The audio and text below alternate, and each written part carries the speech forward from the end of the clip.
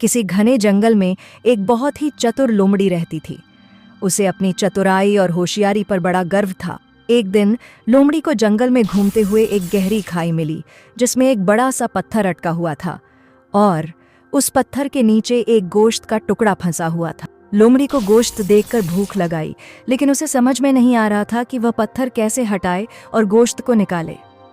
लोमड़ी ने सोचा, अगर मैं अपने बल से इस पत्थर को हटाने की कोशिश करूंगी तो शायद सफल नहीं हो पाऊंगी।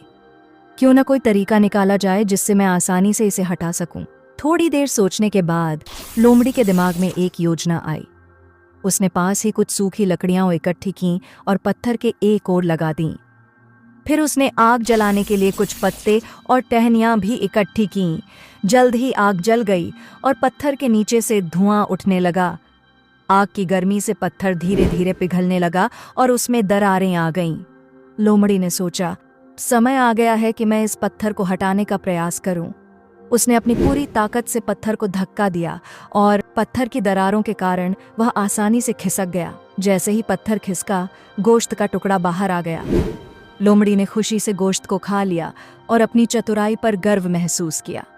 उसने सोचा, कभी कभी ताकत से ज्यादा बुद्धि काम आती है।